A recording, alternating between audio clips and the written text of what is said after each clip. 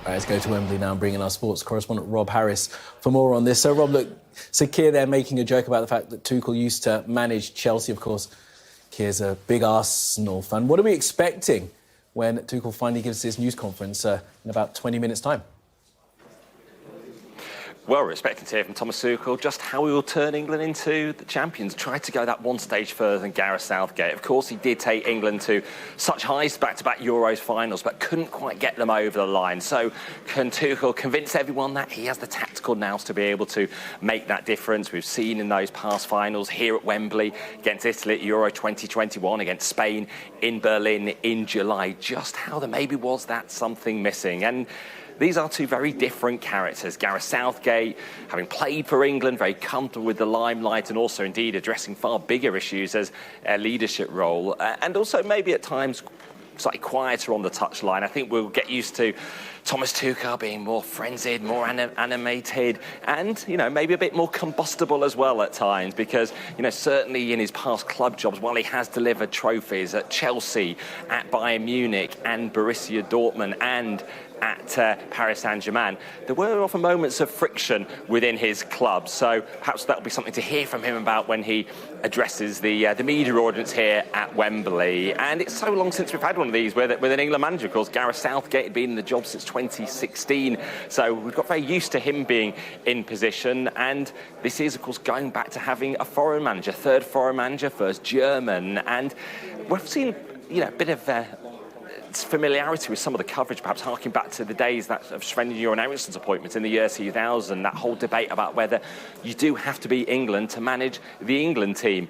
I've seen with Sarina Wiegman, as a Dutch woman leading the Lionesses to a Euros trophy, how nationality is barely even talked about in that role. But here, with this men's appointment, it has seemed to come to the fore again. Quite a bit of commentary around questioning why there's a lack of English talent available to be able to take this big job. And the FA themselves saying they have spoken to a wide range of candidates in the 3 months since Gareth Southgate left the job to decide who should take this hugely pressurised role with such big expectation, the hope to land that first men's trophy since the '66 World Cup. And there will be time for Thomas Tuchel to get familiar with the players he's not already used to from his 15-month stint at Chelsea, because he won't be taking charge of England until March, and that could well be the start of World Cup qualifying, a journey he hopes will end with the World Cup being in his hands in July 2026 in the United States.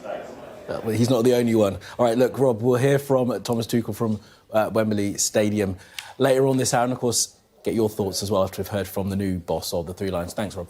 Good afternoon, live from Wembley Stadium. We're building up to Thomas Tuchel's unveiling as England manager. This is where the German is going to face the crowd for the first time. The tough audience of the media perhaps really will give Tuchel a chance to sense just the magnitude of this job. Of course, he's been at the top level in European football with Chelsea, Bayern Munich, Paris Saint-Germain. He knows about that expectation at club level, but the Three Lions is going to be quite a monumental task for a manager who is stepping into those shoes of Gareth Southgate, and the bar has been raised, of course, by Southgate taking England to back-to-back Euros finals, just falling short, landing the trophy. Of course, the Lionesses do know all about silverware in recent years, winning the Euros here, and with a foreign coach, Sarina Wiegman.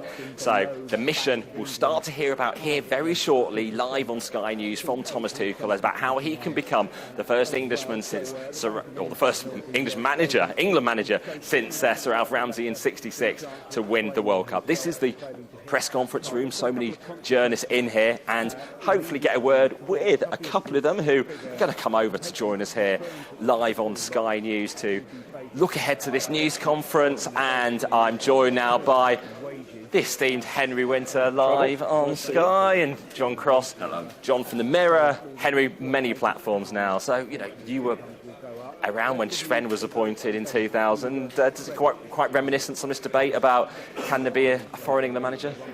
Well, we haven't got John Bull standing around outside with a big placard saying hang your head in shame FA, red card FA, the England manager should be English. So it's a little bit more measured this time. There's still obviously a huge debate about whether the England manager should be English, whether the German national team would appoint an Englishman. The broader debate is that the talent pool of English coaches is not deep enough in this country. John, what do you reckon about that? Should there have been an English coach available to take this job? Yeah, I think that will be the disappointment for the FA, won't it? I mean, I must have almost flip-flopped between the two, really, whether a national manager should be of the same nationality. I think, on balance, probably yes. And I think Henry's absolutely spot on. Would the Germans appoint an Englishman? Of course they wouldn't. But I do think on the flip side, Lee Carsley, it hasn't gone particularly well for him. He's the one out of St George's Park. The dream is to produce a coach through the St George's Park platform. If there's no one there, but sort of kind of almost well enough, qualified enough to kind of take the England team forward, you have to go for the next candidate off the rank, and the best one by far available, in my view, is Thomas Tuchel. So for those who don't know about Thomas Tuchel, obviously won the Champions League at Chelsea. What sort of manager are England going to get? Lively. I mean, it'd be interesting to see the FA's respect campaign on the touchline with the way he bounces around and has a go at referees. Haven't we sort of said maybe Gareth Southgate was a bit too low-key? We want someone a bit more energetic? Possibly. I mean, Gareth Southgate was a brilliant diplomat, brilliant ambassador for English football. But if you want someone with the tactical nous to get a very good collection of players over the line, and England have got some fabulous players, Tuchel is the closest you're going to get. And Henry, you were one of those saying that Gareth shouldn't have stayed on. I remember at Euro 2020 in 2021 saying to Mark Bullingham, questioning why he was getting a new contract. So this is the change you've been asking for some time. I'm a huge fan of Gareth Southgate. He changed the culture. He got rid of all the cliques in the dressing room. He bonded the team back with the fans again. But it's just that the managers with a killer instinct, like Jurgen Klopp, like Pep Guardiola, like with Mikel Arteta, we're gradually seeing at Arsenal, and Thomas Tuchel, as you saw in the 2021 Champions League final, Crossing was there. He's got that ability to get a team over the line. Because who really expected Chelsea to win the Champions League in 2021 against Manchester City? Oh, well, absolutely. We spent, the last few weeks almost praying it might be Pep Guardiola. Thomas Tuchel has beaten Pep Guardiola in the biggest game of his life. And he's done it, by the way, with a tactical masterclass. I mean, that was some achievement because he took over at the end of January. By May, he's won the Champions League. The following year, he's been a fantastic diplomat and the face of Chelsea during, the sort of handover period between Roman Abramovich because of the Ukraine war. We forget these qualities. This guy is a super intelligent, super bright, very engaging, Anglophile. He loves. I always thought he loved England, the English way of life. He loves you, Cross. He's good. He was good copy in press conferences, you might say. Good. He was very good copy, and then also, obviously, we're not just talking about a foreign manager here, are we? We're talking about a German foreign manager. Does that bother me? Not in the least. I think the Germans have an affection for us, which I actually think we should be more open-minded, and I think we should embrace him. I think he takes us. I think he's a real step up in quality as a coach, and as Henry says, he's blessed with a great generation of talent. He can win the World Cup. So what do you want to hear from him today? He's coming home. Es kommt zu Hause. Football come nach Hause? Yeah, kommt zu Hause. Yeah, that's it. Yeah. We have seen when Sven was appointed, when Fabio was appointed, they hadn't been in the English game previously. The fact that Thomas Tuchel has this, albeit 15-month connection, he achieved all the top prizes, really, apart from the Premier League, of course. I mean, the interesting thing is his relationship with Harry Kane. If he keeps Harry Kane as captain, because he took Harry Kane to Bayern Munich, got the best out of him, 40-odd goals there. And obviously there's a debate, sorry to drag it down to football levels, but there's a debate about Harry Kane and his mobility. Do you need more pace around him? Is he dropping off as a number 10? This guy, who we'll be talking to in a minute, he can sort out all those issues because he's tactically smart. So Kane retains the captaincy. Is part of the long-term plans, or time for a change to the new era? I think he keeps the captaincy. I love Harry Kane.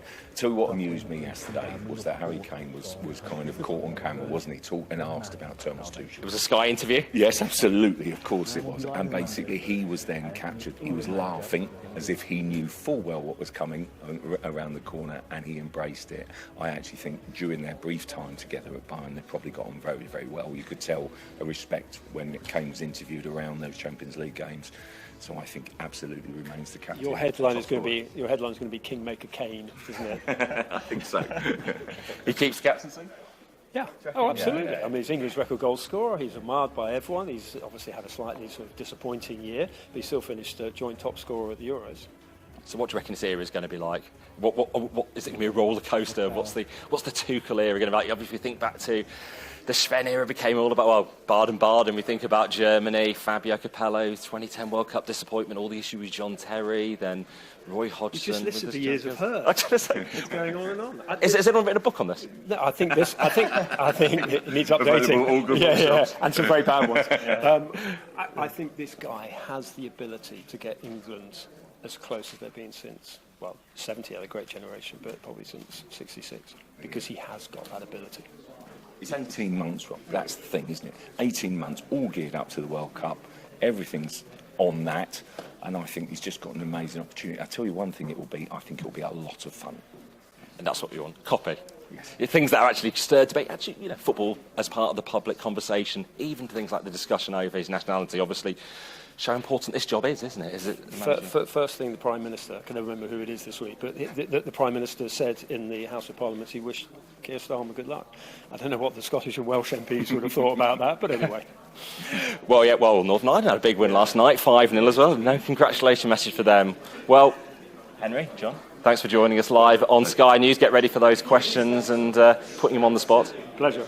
Cheers, Rob. There we go. That's the view of some of the press pack. John Cross, Henry Winter have been around England for many years, covering all the travails of England managers. So often it's the unexpected moments that really put them on the spot. Those challenging moments, the things that come out of absolutely nowhere, or indeed for Gareth Southgate, it was having to even talk about the struggles to implement Brexit as that was going through Parliament. He was seen as the only sort of figure of stability at times as we were chopping and changing through Prime Ministers. Henry there referencing Sir Keir Starmer in the House of Commons just now. Prime Minister's questions, wishing Thomas Tuchel good luck. That is how these things, of course, do reach the very top levels of public conversation and debate. And, of course, his nationality will be something of debate. We even had it with Lee Carsley, who has been the interim manager. He will continue as the interim manager through to the end of the Nations League campaign next month. He was Birmingham born but played 40 times for Ireland, and he said when he became England's interim manager that he wouldn't be singing the national anthem, and he said he'd never sung the anthem even while playing for Ireland because he was so focused on the job at hand. And that did create a lot of debate. Some of the papers saying you have to have a manager who will sing the national anthem. Just like today, we're seeing some of the papers saying it is completely unacceptable for the England manager's job to be taken by someone who isn't English.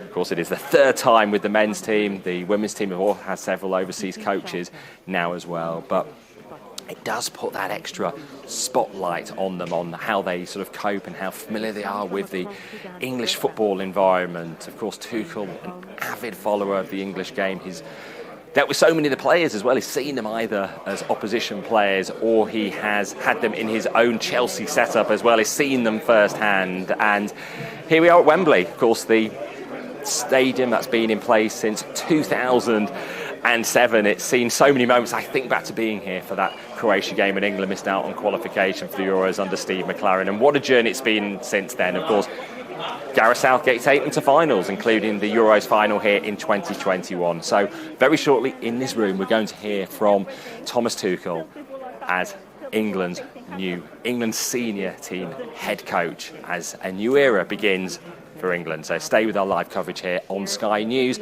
as Thomas Tuchel faces the media.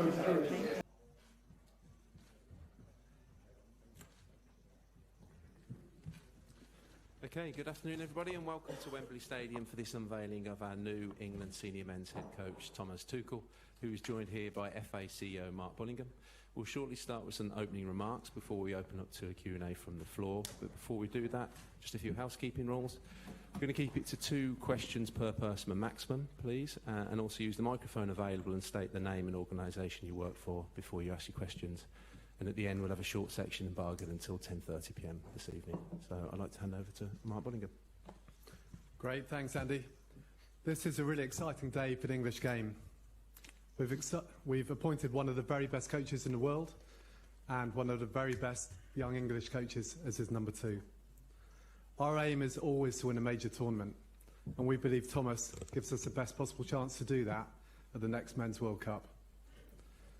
We had a clear recruitment plan in place before the Euros, and John McDermott and the team developed our ideal profile for an international coach and a shortlist if we needed it. After Gareth resigned, we executed that plan. We met and evaluated potential candidates. Thomas was absolutely outstanding, providing a really clear vision for the role and how he would work with our players to get the best out of them and to give us the best chance in the World Cup. We were delighted to sign contracts with Thomas last Tuesday, but wanted to wait for the international window to be over before we announced. We're also delighted that Ant is joining us as one of the most exciting young English coaches around. Before I pass to Thomas, I'd like to thank Lee Carsley for stepping into the role for 6 matches. He's handled himself really well, and I'm sure will continue to do so. Lee will manage the team for the November international window and then return to lead the under-21s, trying to defend their European Championship title. I would also like to thank Gareth and Steve. The fact that we had such a high level of interest in this role is testament to the foundations they laid over their 8 years with us. Thomas, would you like to say a few words? Of course, thank you, Mark, and hello to everybody. I'm, of course, obviously very excited and honored to be here today as a new head coach of England. I just had the chance to read a quote from Pelé in the building in Wembley, who said that Wembley is the heart, the capital, and the cathedral of football, and I think he was absolutely right.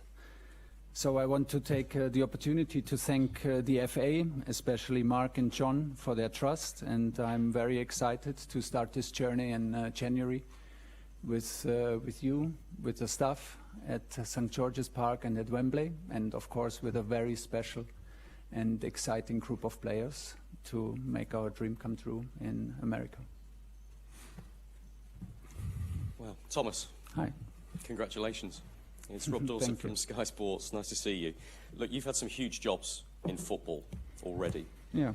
Is this your biggest challenge? And with that in mind, would it be your biggest achievement if you led England to a major title? I understood very quickly that it's a big job. I think it's always the job you're in is the biggest job that you don't get, and it does not make a lot of sense to compare. But it feels big, and it feels, like I said, like a privilege. It is very new because I come from club football, so the rhythm, the responsibility, the role is a new role, which is also very exciting. I was very open for that and liked the idea of it. Once Mark and John made clear to me that this job is about football, we never lost the momentum, and once I made a time frame up in my mind from January to the World Cup, I felt already excited, and that it suited my passion and my strive to push this group of players and to be part of this federation with such a strong record in the last tournaments to push it over the line and to try to put a second star on the shirt.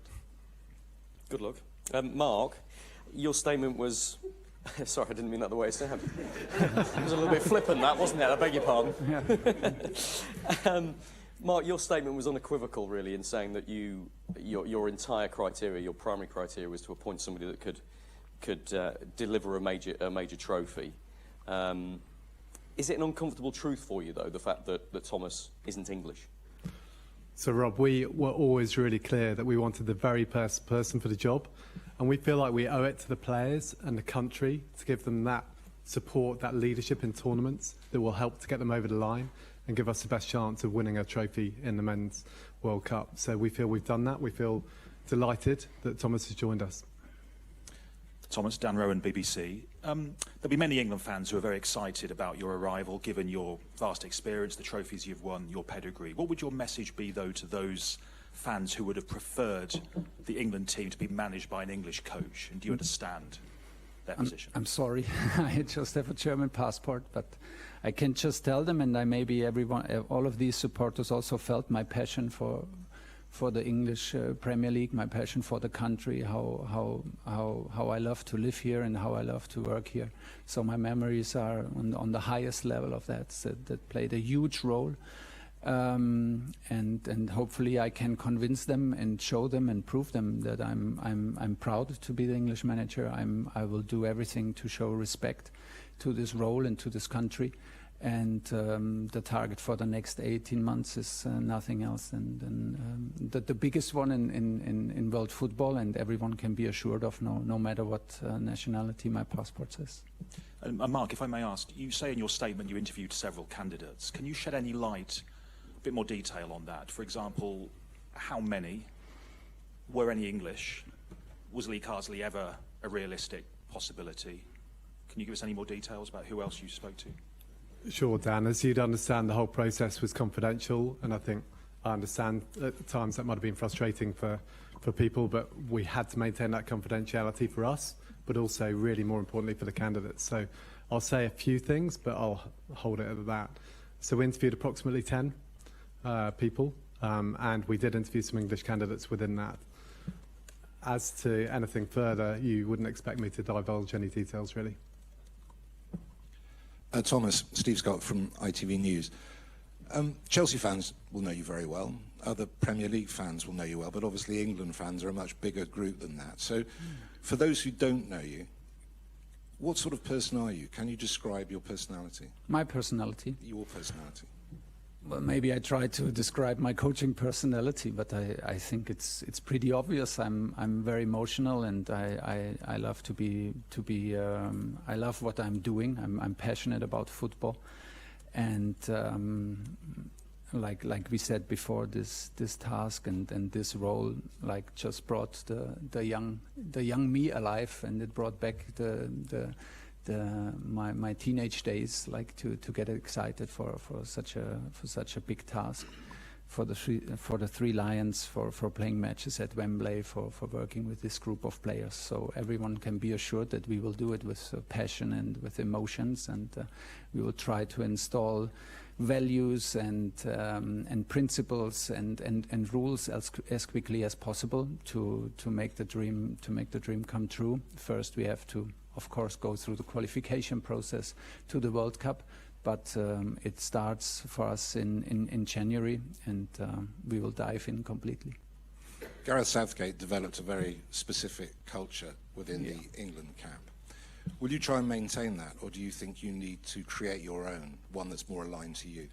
No, we will build on it. We will build on it. I think Gareth and the FA did a fantastic job in terms of stability and consistency. Look at the last results in the tournament. It's a quarter-final, semi-final, and two finals in the last four tournaments. It's outstanding.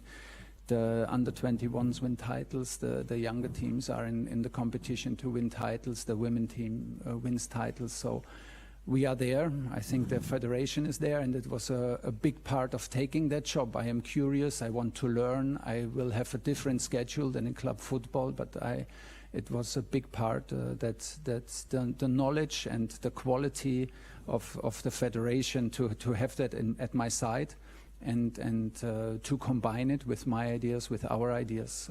So we will build on everything that Gareth built and the FA built, and hopefully we can add a little bit of extra to get it over the line. Thomas, welcome and congratulations. Thank you. You took an English team, Chelsea, to a Champions League final against Manchester City, who were overwhelming favourites going into that, and won. What does the prospect of 58 years of hurt mean to you? And are you relishing putting a second star on an England shirt?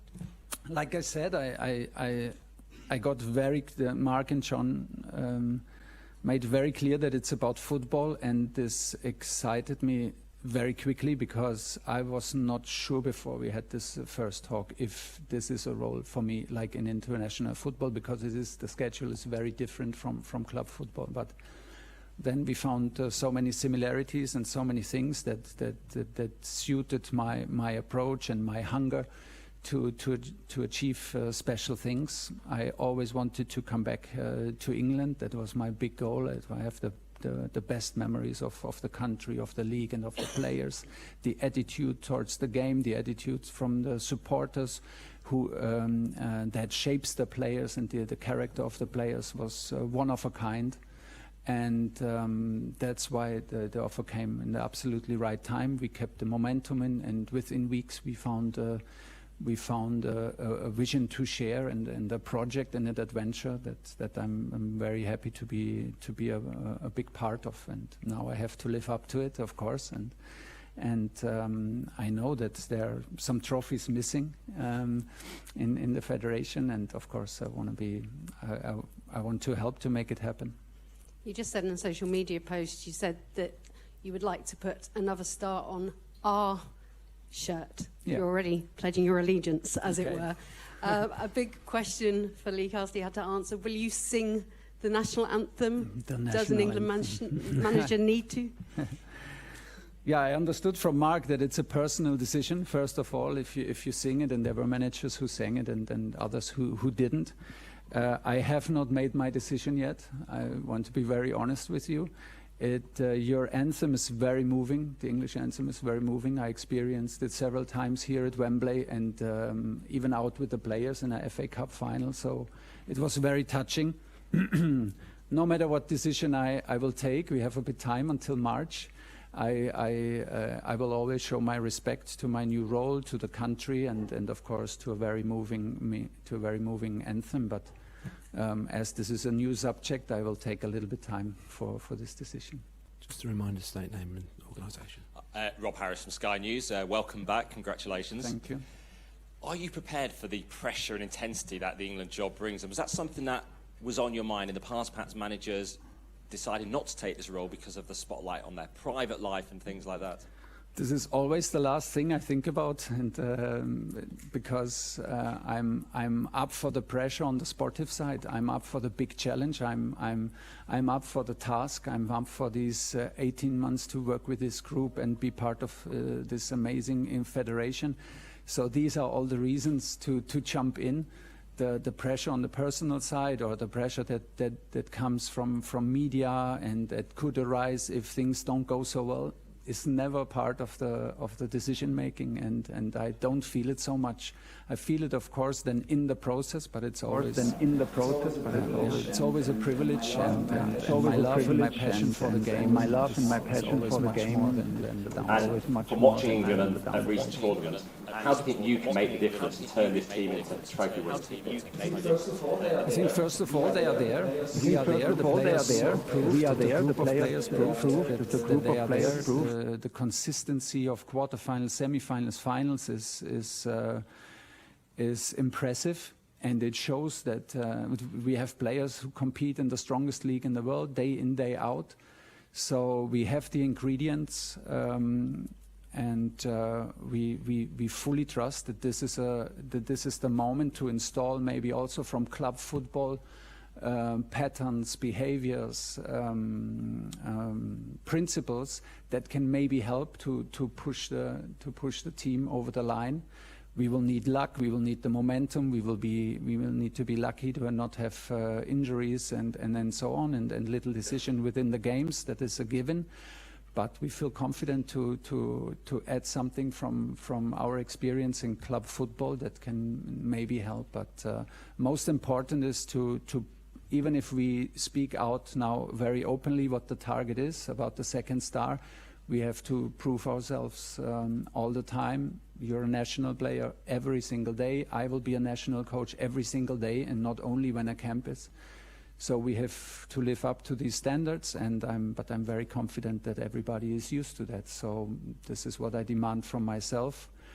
And then we need to show it in qualification and build an atmosphere with the supporters and the country that extra special things can happen. Rob Rimby, ARD Television, German TV's London Bureau. Wow. Es gibt Leute, eine Frage auf Deutsch, wenn es möglich ist. Es gibt Leute, die sagen, dass der Nationaltrainer muss aus England kommen. Wie können sich solche Vorurteile überwinden? I think they have a point. Oh, you want to shall I translate? English. Shall I translate? Yeah. English questions from now on. But if you answer. Yeah. I think everyone has its opinion, and I can understand even an opinion when someone says, like, I would fancy an English coach more for the English team. I can understand it, but I think we deserve a fair chance. We deserve the credit for having a good record in the country, for never being shy of how much we love to live in the country and how much we enjoy to work with the players in Premier League. So maybe this counts a little bit for a British edge on my German passport, and so we will try to convince them by results and by the way we play. In English then, Gareth Southgate was described as, by many people, as sympathetic, human and emotionally intelligent. How would you describe yourself? I think we're all human. I mean, we're all human, and this is a big part of the job. I think, like I said, I am impressed of the record that Gareth provided with this team, and I am very well aware of what he built together with Mark and John in the federation as a foundation. And now it's on us to leave our own marks, to leave our own footprints, and yeah, we will try to take the next step from there. Hi, Thomas. Congratulations. It's been widely reported that you've signed an 18-month contract. Is that true, firstly? And secondly, if so, how do you feel about potentially only having one shot at a tournament?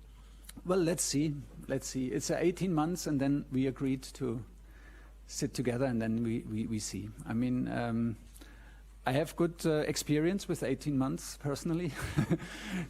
Unfortunately, also, sometimes I'm working on my long-term game, but you never know. The point was, in this particular case, that it was important for me to have a frame around it, because it's a little bit a step into the unknown for me. I am used to work on a daily basis with the staff. I'm used to work with a daily basis on the team, to have the influence on 60, 80 people in a training camp on every single day, to be 3 days a week away in hotel rooms and prepare matches. And this will be very different. So like the last piece of bit for me to understand that this is something that can really excite me to the fullest, and was the time frame of 18 months. To not also and to also to demand from myself to not lose the focus for all of us. So I think it's a good time frame, because it will help us to focus. We are focused on the qualification and on the World Cup.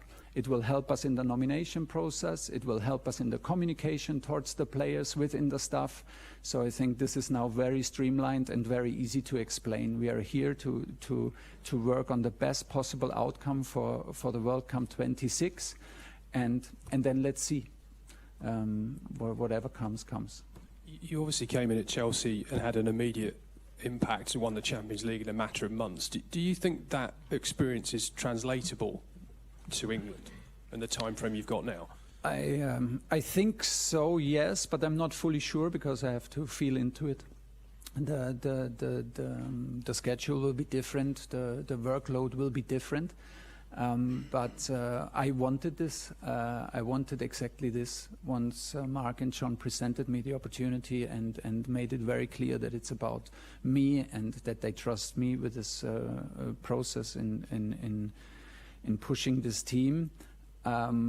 I was very happy now to have the chance also to learn on this process, to have the strong foundation and stability and quality of the federation, to get better, to get smarter, and to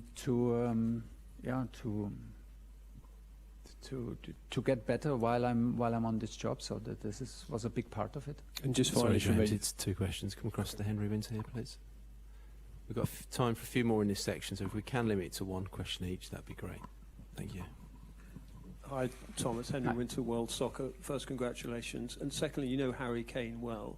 Yeah. Did you speak to him before taking the job? And will he remain your captain? I did speak to no one. We kept the process very confidential between Mark, John, and me. I did not speak to Harry. I didn't speak to Gareth. I also normally I never do this to get my own feeling for it and get my own point of view and let it sink in and reflect on it. So no, haven't done it yet. You know, it's too early to answer these kind of questions. You know how highly I think and feel for Harry, and how much I fought to bring him to Bayern Munich, and so he is already on his way to be a legend in English football. But now I think it's also very important to give the respect to Lee and the camp, the upcoming camp in November, to take his decisions free and without me interfering, and then we will answer this question latest in March. Hi Thomas, James Robson, Hi. Associated Press. You said it was a goal to get back to England. Can I ask why? Say again? You said it was a goal to get back to England Yeah. for you. Can I ask why you chose England over, say, Manchester United, who you've been strongly linked with? Which would also have been England, but in why the the England country. national team? Because the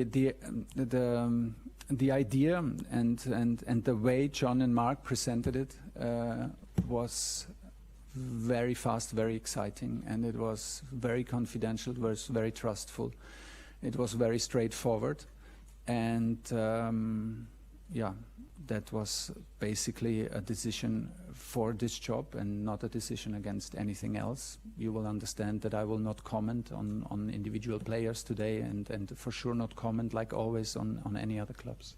Can I ask Mark, were you rejected by anyone? Or was Thomas the only person you offered the job to? We ran a really clear process. We spoke with 10, like I said, approximately 10 people throughout the process. Clearly some were more up for the role than others, but we were absolutely delighted to end up with Thomas, and we believe he gives us the best chance of winning the World Cup, so we believe we've got the best candidate for the job. Okay, sorry to disappoint those waiting. We'll have to end the live section at that moment. From this moment onwards, it's embargoed until 10:30 p.m. this evening. We'll also make this one question per person so we can get through as many of you as possible. Ian Laderman, do you want to take the mic? Hi Thomas, Ian Laderman from the Daily Mail. Kind of two short questions in one really. And Mark, you may have an input. Why are you not starting for the November internationals? We've got two very big games coming up. And secondly, did the FA make a prerequisite that you live in England, and will you live? All right, well, that was the live section of the Thomas Tuchel press conference. He's going to continue taking questions, but the FA have put those ones under embargo. But there you have him, the new England manager, laying out his vision for the England team, saying he wants to win the 2026 World Cup in the United States and put another star on the England jersey. The news conference was opened by the chair of the FA, Mark Bullingham, who said that there was a clear recruitment process. They spoke to many candidates, and Thomas was the best person they spoke to, had a clear vision of how he wanted to work with the team and with the players. Thomas Tuchel then said that he'd read a quote in Wembley from Pele, saying that Wembley was the heart capital and of all of football, and he was happy and delighted but anxious to have taken on the job. He was asked as well during the news conference whether or not he had planned to sing the national anthem, and said that he hadn't yet decided whether or not he would sing the national anthem, but that he would continue to respect the country that he was going to be managing. Again, asked by one of the journalists whether or not there was a problem with a German manager managing the England football team, Thomas Tuchel said, well, look, I'm sorry, I've got a German passport, but supporters will remember me from my time at Chelsea and see the passion that I have for this country and for the Premier League.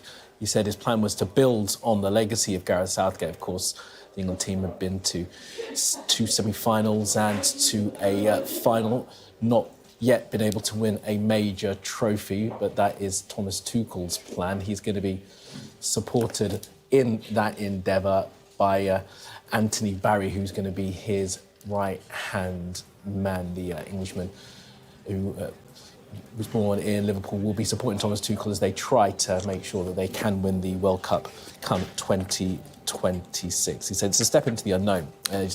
He's used to working every single day with players, and this is going to be just working every few days. But he said the time frame seems to work for him. He's going to meet the players at St George's, the training ground, in January. His first game will be in March, and he said that time frame gives him the chance to put another star on the England jersey and win that 2026 World Cup.